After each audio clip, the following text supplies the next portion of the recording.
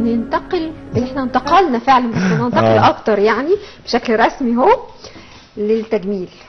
ايه بقى الجديد بقى؟ امتعنا بالحديث عشان احنا بنحب قوي الحاجات دي.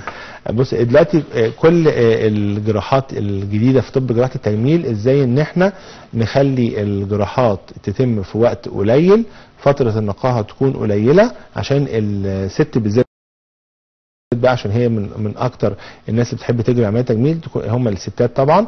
ازاي تقدر تعمل عمليه تجميل وتقدر ترجع لشغلها وحياتها وطبيعتها في وقت قليل قوي. وبالتالي كانت عمليات تصغير الثدي من الحاجات الحديثه دلوقتي. ازاي نقدر نعمل عمليه تصغير للثدي؟ طبعا انت عارفه ان في امريكا كان عندهم فوبيا او رعب من سرطان الثدي. ايوه تمام، يعني زي ما انت حتى قلتي في المقدمه بتاعتك حته سرطان الثدي ده بيبقى مشكله كبيره جدا في امريكا. فجم في فتره يعني ممكن التجميل فعلا يمس فكره حتى السرطان، يعني ممكن هي تكون داخله علشان تعمل تجميل فتقي نفسها من شر السرطان. بالظبط كده. دلوقتي الفكره جت ازاي؟ ان هم جم في امريكا في فتره معينه، واكيد الناس كلها سمعت عن الموضوع ده، في فنانات بدات تعمل استئصال للثدي نتيجه ان هي خايفه ان يحصل لها سرطان.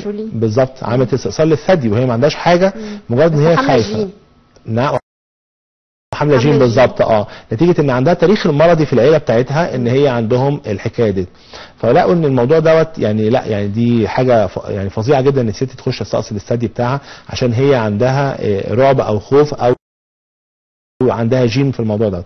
فبالتالي لقوا ان التعاون ما بيننا وبين اطباء الاورام، قلنا طب ما احنا عارفه لما نيجي الثدي يكون كبير عند الست، هم في امريكا عندهم مشكله الثدي الكبير زي بالظبط منطقه الشرق الاوسط. فجينا قلنا طب ما احنا نعمل عمليات تصغير الثدي للستات دول عشان بدل ما يكون حجم الثدي كبير، فبالتالي لو حجم الورم لسه صغير هي مش هتحسه، مش هيبان. فبالتالي لما نعمل لها عمليه تصغير للثدي هي تقدر تحس لو حصل لها حاجه في حجم ورم صغير، تقدر تحسه. احنا بنشبهها بالظبط زي ما يكون مثلا في عارفه الخداديه او الشلته متنجده كويس قوي، تلاقي لو في حته زلطه صغيره جوه ما تحسهاش، ما تبانش، لكن لو هي حاجه رفيعه هتبان على طول. وبالتالي بدات يبقى عمليات تصغير الثدي خدت اهتمام كبير جدا في امريكا، واتعمل فيها ابحاث كتير قوي.